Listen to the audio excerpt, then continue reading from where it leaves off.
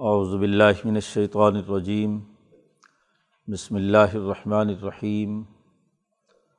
فما آمن لموسیٰ الا ذریۃ من قومہ علی خوف من فرعون وملئہم ان یفتنہم وإن فرعون لعال فی الارض وإنہ لمن المسرفین۔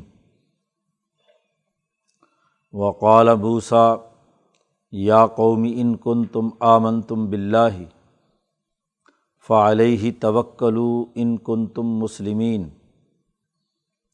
فقالوا علی اللہ توکلنا ربنا لا تجعلنا فتنة للقوم الظالمین ونجنا برحمتک من القوم الکافرین۔ وأوحینا الی موسیٰ وأخیہ ان تبوأ لقومکما بمصر بیوتا واجعلوا بیوتکم قبلہ واقیموا الصلاۃ وبشر المؤمنین۔ وقال موسیٰ ربنا انک آتیت فرعون وملأہ زینۃ واموالا فی الحیاۃ الدنیا ربنا لیضلوا عن سبیلک ربنا اطمس علی اموالہم واشدد علی قلوبہم فلا یؤمنوا حتی یروا العذاب العلیم۔ قال قد اجیبت دعوتکما فاستقیما ولا تتبعان سبیل الذین لا یعلمون۔ وجاوزنا ببنی اسرائیل البحر فأتبعهم فرعون وجنودہ بغیا وعدوا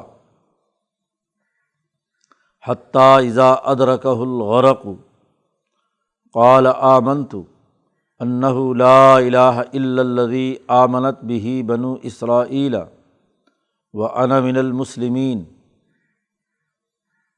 الآن وقد عصیت قبل وکنت من المفسدین فالیوم ننجیک ببدنک لتکون لمن خلفک آیہ وإن کثیرا من الناس عن آیاتنا لغافلون۔ صدق اللہ العظیم۔ موسیٰ علیہ السلام کا واقعہ بیان ہو رہا تھا کہ موسیٰ علیہ السلام نے جب جادوگروں کا جادو توڑ دیا اور یہ بات واضح کر دی کہ فسادیوں کے عمل کی اب کبھی اصلاح نہیں ہو سکتی، ان اللہ لا یصلح عمل المفسدین، اب حق کو حق اور باطل کو باطل قرار دینے کا وقت آ چکا ہے۔ موسیٰ علیہ السلام نے اس کے بعد جو جد و جہد اور کوشش شروع کی، اس کا سب سے پہلا اظہار یہی تھا کہ بنی اسرائیل کے نوجوان موسیٰ علیہ السلام پر ایمان لائے۔ انقلابات کی تاریخ اس حقیقت کی نشاندہی کرتی ہے کہ ہمیشہ انبیاء علیہم السلام کی دعوت نوجوانوں نے قبول کی۔ اسی کا قرآن حکیم نے اس رکوع میں اعلان کیا ہے اور پھر وضاحت کی ہے کہ کس طریقے سے اس جماعت نے جد و جہد اور کوشش سے اور اللہ کی مدد اور نصرت سے فرعون کو دریائے نیل میں غرق کیا۔ یہ تفصیلات یہاں بیان کی ہیں، اور کسی معاشرے میں انقلاب لانے کے لیے بنیادی کون سے امور ضروری ہیں ان کی نشاندہی کی گئی ہے۔ بنی اسرائیل میں موسیٰ علیہ السلام نے کیا طریقہ کار اختیار کیا اسے واضح کیا ہے۔ قرآن حکیم کہتا فما آمن لموسیٰ، موسیٰ پر کوئی ایمان نہیں لایا سوائے اس کی قوم کے چند نوجوان۔ فرعون کے جبر اور ظلم کا عالم یہ تھا کہ ہر آدمی خوف زدہ تھا۔ بوڑھوں کو تو کیا توفیق ہونی تھی، نوجوانوں میں سے بھی کچھ ذریۃ من قومہ، اس کی قوم کے کچھ نوجوان جو بہادر اور دلیر اور جرأت مند، جنہوں نے جرأت کا مظاہرہ کیا، کیونکہ فرعون نے موسیٰ علیہ السلام کی پیدائش کے زمانے سے ہی لڑکوں کے قتل کرنے کا، بنی اسرائیل کے لڑکے قتل کر دیے جائیں اور لڑکیاں زندہ رکھی جائیں، تو نوجوان خوف زدہ تھے۔ تو ایسی خوف زدگی کے ماحول میں چند نوجوان جرأت مند، دلیر اور بہادر، انہوں نے اپنے ایمان کا اظہار کیا کہ ہم موسیٰ پر ایمان لاتے ہیں۔ ذریۃ من قومہ، ان کی قوم کے نوجوان لڑکوں نے، علی خوف من فرعون، اور انہوں نے بھی جو ایمان قبول کیا باوجود فرعون اور اس کے سرداروں کے خوف کے، انہیں بھی دل میں دھڑکا تھا، خوف تھا کہ فرعون اور اس کے سردار ان یفتنہم، کہ ان کو فتنے میں مبتلا کر کے تشدد اور ظلم سے کہیں اس نظریے سے بچلا نہ دیں، ہٹا نہ دیں، کیونکہ جب قبیلوں کے سردار اور بڑے بڑے لیڈر دباؤ ڈالتے ہیں تو نوجوانوں کے لیے کافی مشکلات کھڑی ہوتی ہیں۔ فرعون اور اس کے سردار جو اس کی قوم کے تھے، وہ بھی فرعون کی قوم کے قبطی سردار، یا خود بنی اسرائیل جو غلام ہوئے تھے ان کے بڑے بڑے سردار اس زمانے میں، وہ بھی فرعون کے ایجنٹ بنے ہوئے تھے۔ جیسے قارون موسیٰ علیہ السلام کی قوم میں سے ہی تھا، تو غلام قوموں میں سے بہت سے غدار مل جاتے ہیں، تو ایسے غدار جو اسی قوم کو غلام بنانے والے ہیں، چند بنی اسرائیل میں سے بھی ان کے تھے، انہوں نے ہی اپنے نوجوانوں پہ دباؤ ڈالنا تھا کہ فرعون کے مقابلے میں مت آؤ۔ تو ایسے مشکل اور ظلم کے ماحول میں چند نوجوانوں نے دعوت قبول کی موسیٰ علیہ السلام کی اور ایمان لائے۔ اور پھر نہ صرف بنی اسرائیل کے چند نوجوان، اس رجل مومن کا تذکرہ تو قرآن نے پوری ایک سورت میں کیا ہے جو فرعون ہی کی نسل میں سے تھا۔ قال رجل مؤمن من آل فرعون، فرعون ہی کی اولاد میں سے، اسی خاندان سے، اسی قبیلے کے قبطی، وہ بھی چند ایک نوجوان تھا، رجل مؤمن۔ تو نوجوانوں کی طاقت اور قوت تھی جو موسیٰ علیہ السلام پر سب سے پہلے ایمان لائی، اور اس نے اپنے ایمان کا اظہار بھی کیا۔ اور یہ خوف کیوں تھا، اس کی وجہ بیان کر دی قرآن نے کہ ان فرعون لعال فی الارض، کہ فرعون زمین میں بہت ہی سرکش ہوا تھا، بہت ہی ظلم و تشدد کرتا تھا۔ وَإِنَّهُ لَمِنَ الْمُسْرِفِينَ، اور وہ ظلم اور زیادتی میں حد سے تجاوز کرنے والا تھا، انسانی حقوق کو پامال کرنے، نوجوانوں کو قتل کرانے، ان کو ذلیل اور رسوا کرنے میں حد سے تجاوز کر چکا تھا۔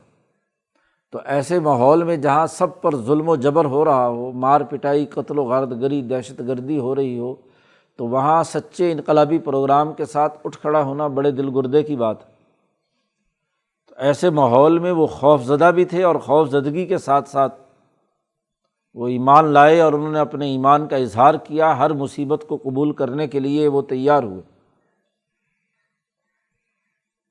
جب ایمان لائے موسیٰ علیہ السلام کے اس نظریے پر فرعون کے خلاف انقلابی جد و جہد کے لیے، تو قال موسیٰ، موسیٰ علیہ السلام نے ان سے کہا، یا قومی، اے میری قوم، ان کنتم آمنتم باللہ، اگر تم اللہ پر صدق دل سے ایمان لائے ہو تو فعلیہ توکلوا ان کنتم مسلمین، تو اسی پر توکل اور بھروسہ کرو اگر تم واقعی مسلمان ہو۔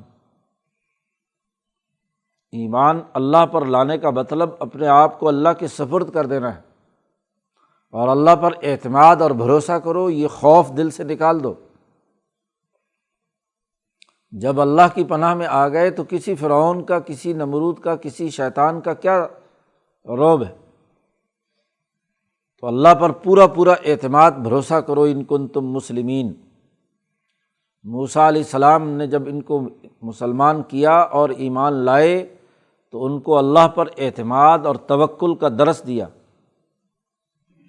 تو وہ نوجوان جنہوں نے ایمان قبول کیا تھا، فقالوا، انہوں نے موسیٰ علیہ السلام کو جواب دیا کہ علی اللہ توکلنا، ٹھیک ہے، ہم اللہ پر پورا پورا توکل اور اعتماد اور بھروسہ کرتے ہیں، یعنی جتنی ہمارے اندر طاقت اور قوت ہوگی ہم فرعون کا مقابلہ اور مزاحمت کریں گے۔ اور جہاں ہماری طاقت اور قوت ختم ہوگی تو اللہ سے مدد مانگیں گے۔ تو اللہ پر پورا اعتماد اور بھروسہ ہے، اس کے بھروسے پر ہم یہ جد وجہد اور کوشش کریں گے۔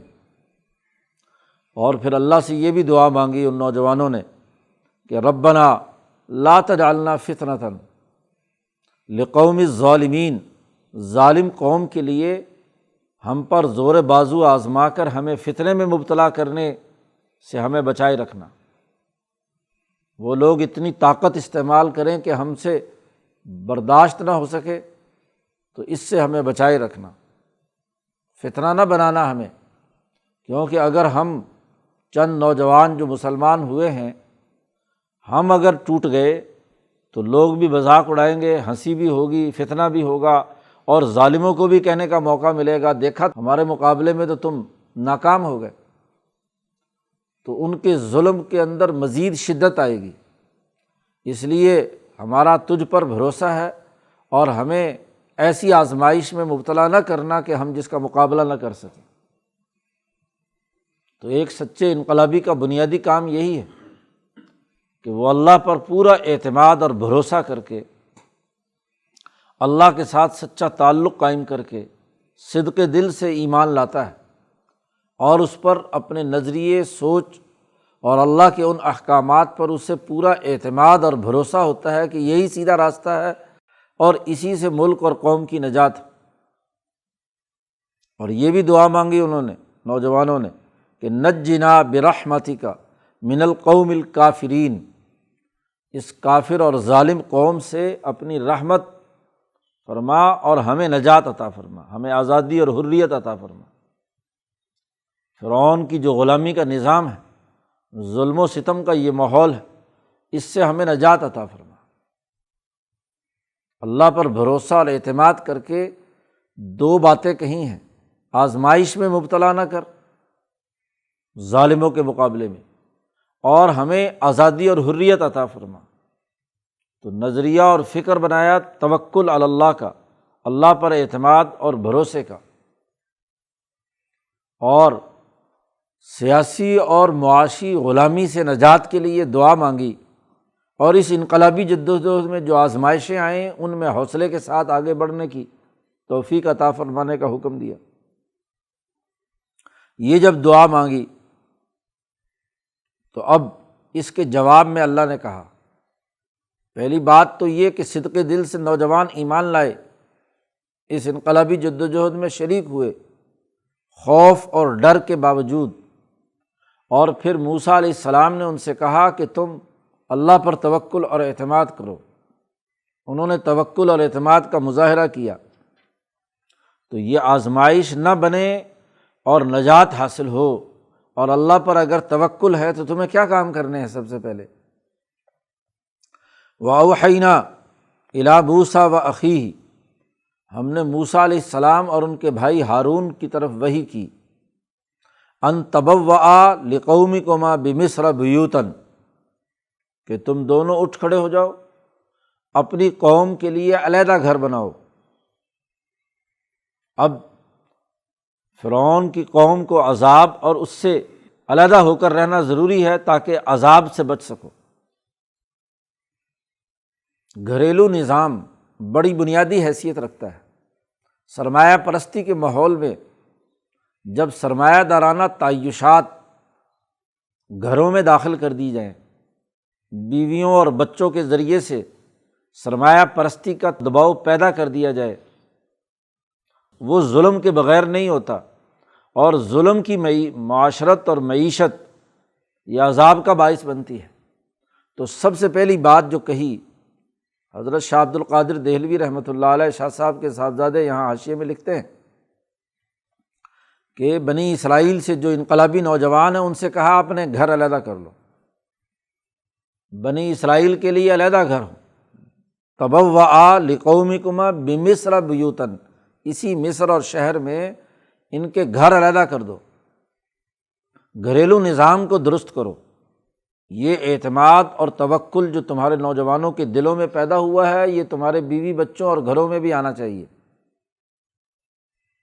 مولانا سندھی رحمۃ اللہ علیہ نے الہام الرحمن میں یہاں لکھا ہے کہ قومی انقلاب یا مسلمانوں کی حکومت اور سلطنت اس وقت تک قائم نہیں ہو سکتی جب تک کہ انقلابی نوجوان اپنے گھروں میں انقلاب نہ لائیں۔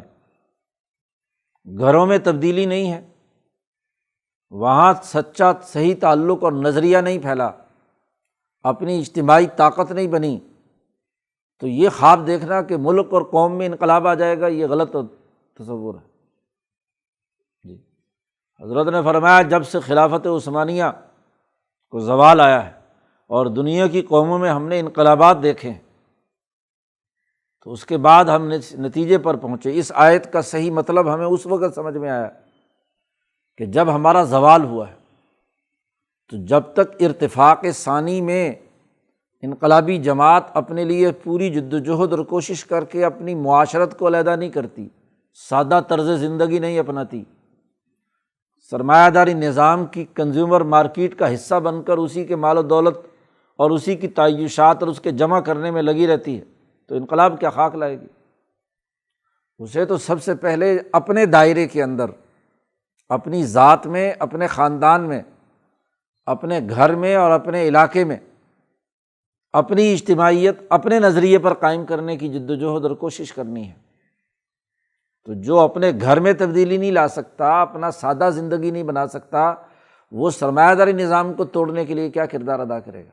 اس کے اندر تو اتنی صلاحیت اور استعداد بھی نہیں ہے کہ وہ مزاحمت کا اظہار اپنی ذاتی زندگی میں بھی کر سکے۔ تعیش پرستانہ اور سرمایہ پرستانہ طرز زندگی انقلاب کے مناسب نہیں ہوتا، اسے خود اپنی زندگی میں اپنے سب سے پہلے اس چیز کو ممکن حد تک جتنی اس کے اندر طاقت اور قوت ہے، جو اس کا اپنا دائرہ اختیار ہے، وہاں سادگی اور سرمایہ پرستی سے بچنے کا ماحول پیدا کرنا ہے۔ تو کہا ہم نے موسیٰ علیہ السلام اور ان کے بھائی کو کہ اپنی قوم کے لیے مصر میں گھر بناؤ علیحدہ، ان کے گھر اس طرز زندگی کے حامل نہ ہوں جو طرز زندگی فرعونی نظام کا ہے، تعیشات کا ہے، ظلم اور زیادتی کا ہے۔ اور پھر اپنے گھروں میں کیا کرو؟ وَجَعَلُوا بُيُوتَكُمْ قِبْلَةً، اور اپنے گھروں کو قبلہ بناؤ، قبلہ رخ پر بناؤ، اور وَأَقِيمُوا الصَّلَاةَ، اور نماز قائم کرو۔ اگر اجتماعی نماز ادا نہیں ہو سکتی جی تو اپنے گھروں کے اندر نماز ادا کرو، کیونکہ اللہ پر توکل اور اعتماد اور آزمائشوں سے بچنے کے لیے یہ تعلیم و تربیت ضروری ہے۔ اگر مسجد حرام میں داخلہ بند ہو گیا تو دار ارقم میں جو ایک بیت اور گھر ہے وہاں اجتماعیت قائم کرو، گھروں کے اندر اجتماعیت قائم کرو۔ فرعون نے ظلم اور زیادتی کے ذریعے سے بنی اسرائیل کی عبادت گاہیں بند کر دی تھی، ان کا اجتماع نہیں ہونے دیتا تھا، ان کو بکھیرنے کے لیے ان پر پابندی لگا دی۔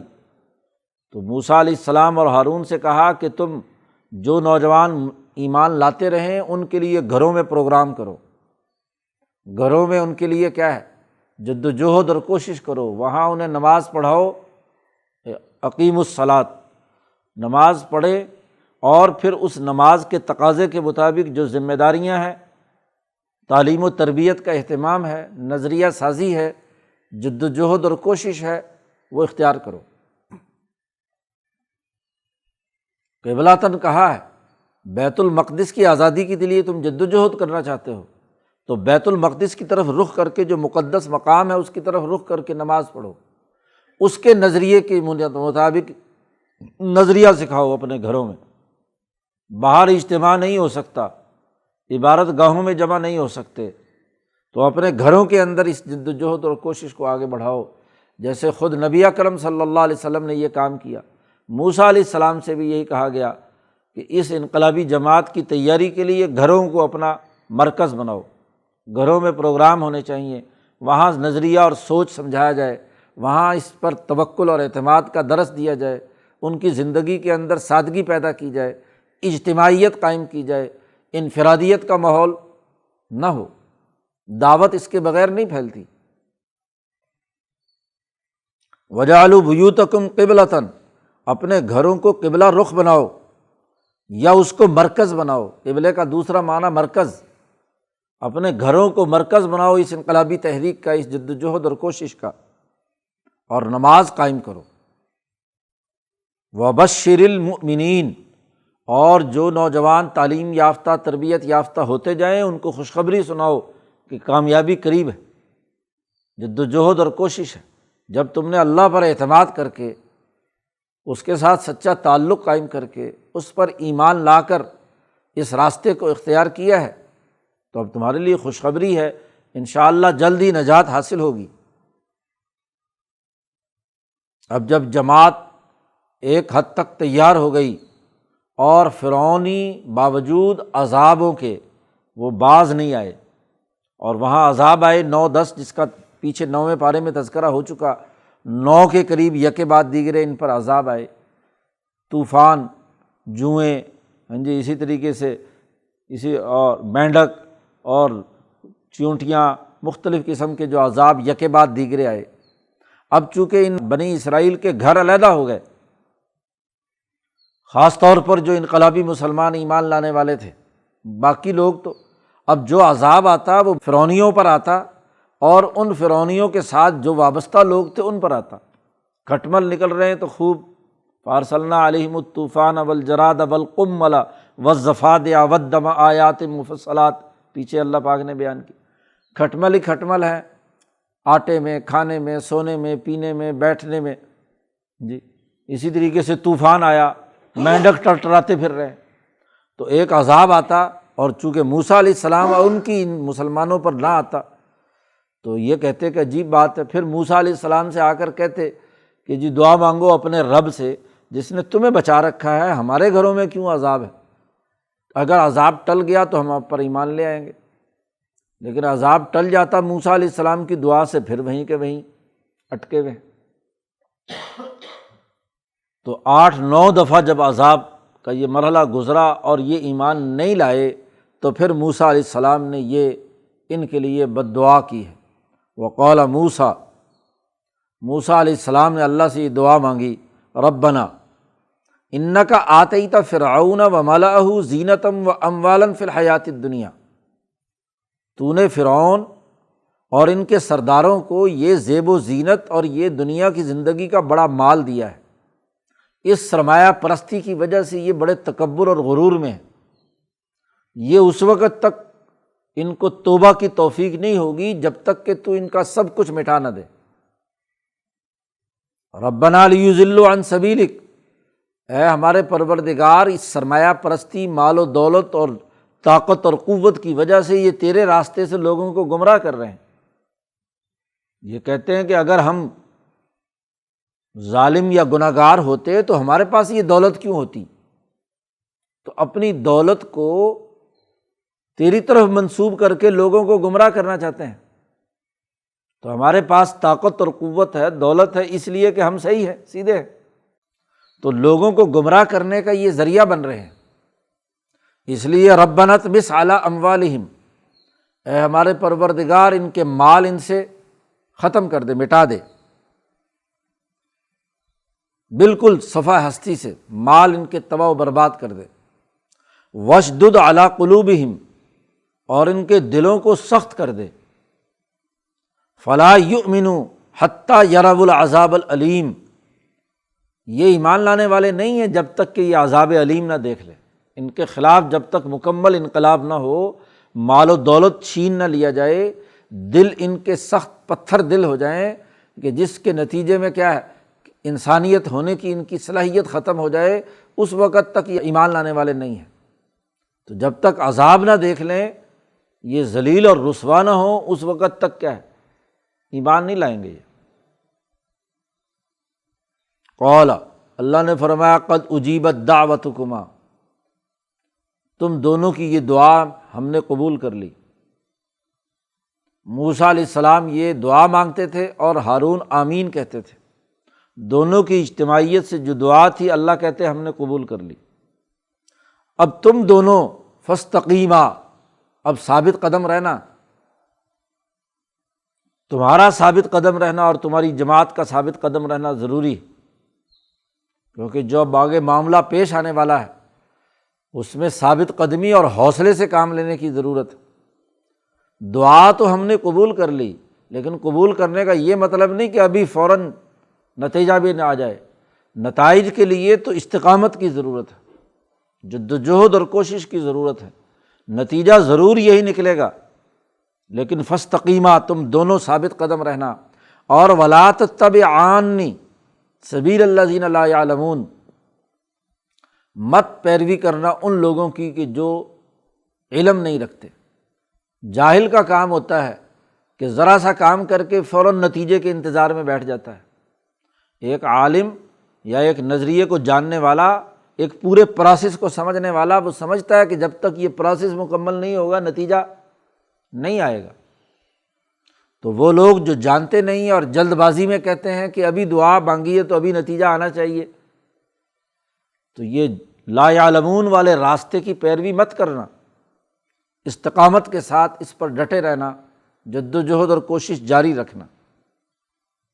چنانچہ ایک وقت آیا کہ یہ لوگ تو اپنے جشن میں مصروف تھے، فرعون اور اس کی قوم کے لوگ، ان کا کوئی تہوار تھا، اس کی عیاشیوں میں تھے۔ تو یہ جو بنی اسرائیل ہیں، جو ان کے گھر علیحدہ کیے گئے خاص طور پر، اور بنی اسرائیل سے موسیٰ علیہ السلام نے کہا، جس کی تفصیل آگے سورۃ طٰہٰ میں بھی آ رہی ہے، کہ رات کو ہم نے وحی کی کہ رات کے اندھیرے میں جب یہ اپنے جشن منانے میں ساری رات عیاشیوں میں مشغول ہوں تو تم یہاں سے چپکے سے موسیٰ علیہ السلام کے ساتھ نکلنا۔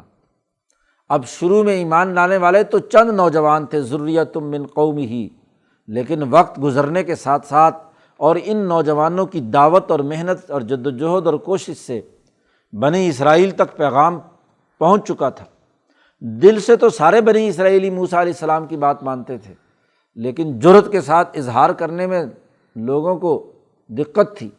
لیکن جب موسیٰ علیہ السلام نے کہا کہ نکلو یہاں سے، تو 6 لاکھ بنی اسرائیلی جو وہاں غلامی کی حالت میں تھے، ان کو لے کر موسیٰ علیہ السلام راتوں رات نکلے۔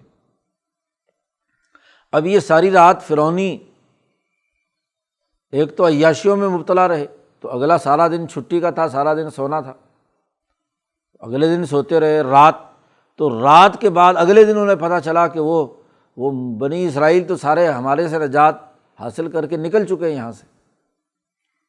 تو جب اگلے دن یہ نکلے اور انہوں نے پیچھا کیا موسیٰ علیہ السلام کا، ظاہر ہے 6 لاکھ آدمیوں کو بستی شہر سے نکالنا اور ان کو اکٹھا کر کے لے کر چلنا، اس میں وقت تو لگتا ہے، تو اتنا وقت لگا، اور قرآن کہتا ہے وجاوزنا ببنی اسرائیل البحر۔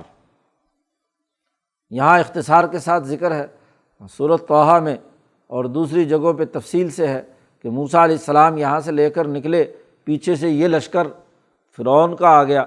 اب جب آگے سمندر کے کنارے، بحر قلزم کے کنارے پہنچے ہیں، تو وہاں بہت بڑا سمندر ہے، کہاں جائیں اور کیسے گزریں، آگے دریا اور پیچھے کیا ہے، فرعون کا لشکر۔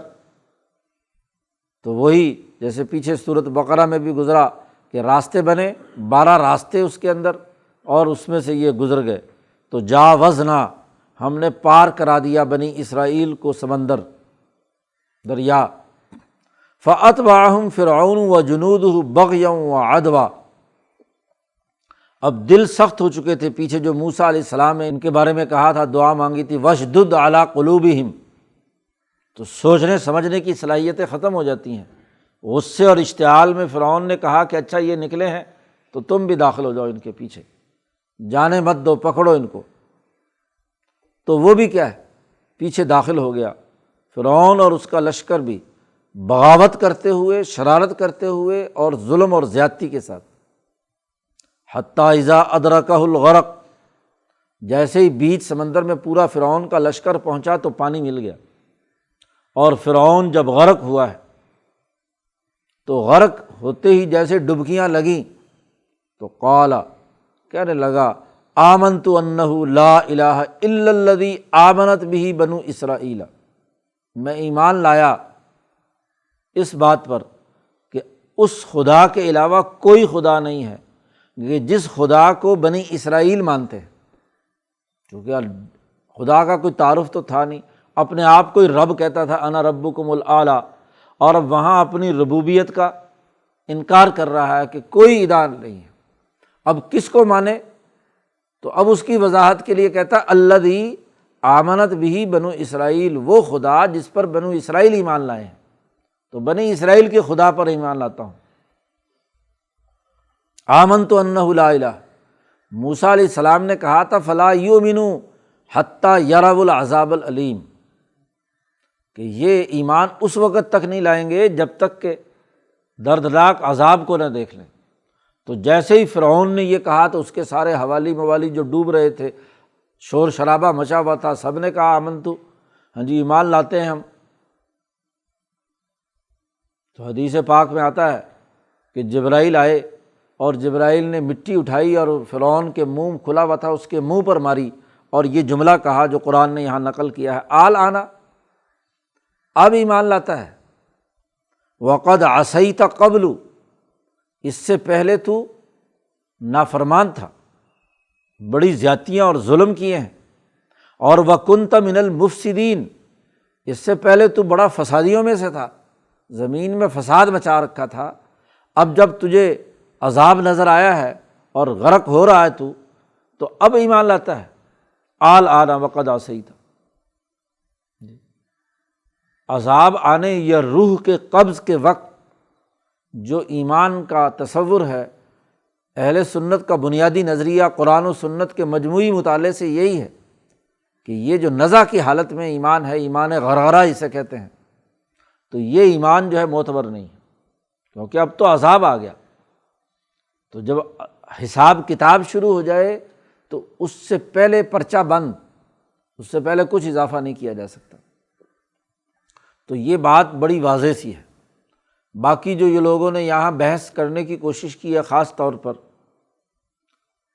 حضرت شیخ محی الدین ابن عربی کی فتوحات مکیہ کی اساس پر، کہ فتوحات مکیہ کے اندر بعض جملے ایسے ہیں جن سے فرعون کے ایمان کا تذکرہ ہے کہ آخر میں وہ ایمان لے آیا۔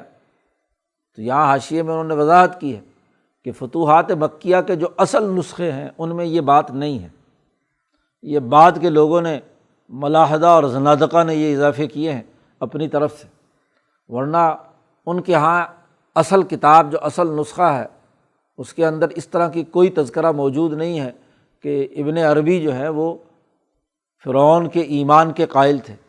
کوئی اہل سنت میں سے ایسا نہیں ہے کہ جو فرعون کے ایمان کا قائل ہو، کیونکہ قرآن نے بھی یہاں واضح طور پر کہہ دیا کہ آل آنا وقد عصیت، پہلے تو نافرمان تھا، وکنت من المفسدین، اب ایمان لا رہا ہے، یہ ایمان کا کیا فائدہ۔ فالیوم ننجیک ببدنک، آج کے بعد تیرا بدن ہم محفوظ کر لیں گے، نجات دیں گے تیرے بدن کو، لتکون لمن خلفک آیا، تاکہ تیرے بعد آنے والوں کے لیے تو ایک نشان عبرت بن کر رہے۔ تو فرعون تجھے ہم نشان عبرت بنائیں گے۔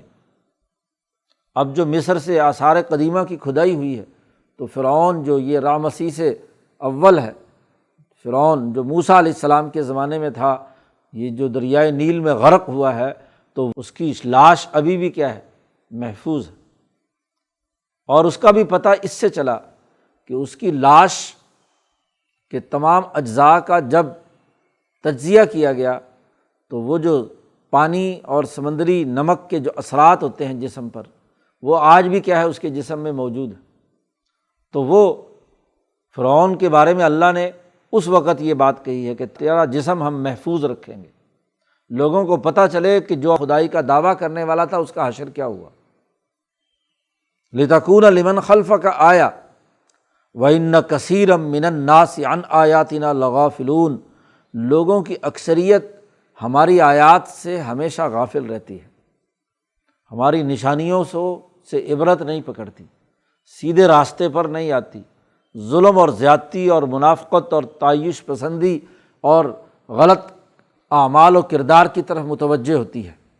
تو بترایا کہ اکثریت تو ایسی ہی ہوتی ہے، لیکن نوجوانوں کی جرأت مند طاقت اور قوت جب وہ صدق دل سے ایمان لا کر اللہ پر توکل اور اعتماد کریں اور اپنے گھروں میں اپنے پروگرام کے پھیلاؤ کے لیے اجتماعی جد و جہد اور کوشش کریں تو کامیابی انہی کے لیے ہوتی ہے۔ اس لیے انقلاب کا پہلا مرحلہ دار ارقم کی طرح اپنے گھروں میں اپنے پروگرام کو پھیلانا اور اس کی اجتماعی جد و جہد اور کوشش کرنا ہے، اللہ کے ساتھ تعلق قائم کرنا اور اس پر اعتماد کرنا ہے، یہی کامیابی کا راستہ ہے۔ اللہ تعالیٰ قرآن حکیم کو سمجھنے اور اس پر عمل کرنے کی توفیق عطا فرمائے۔ اللہ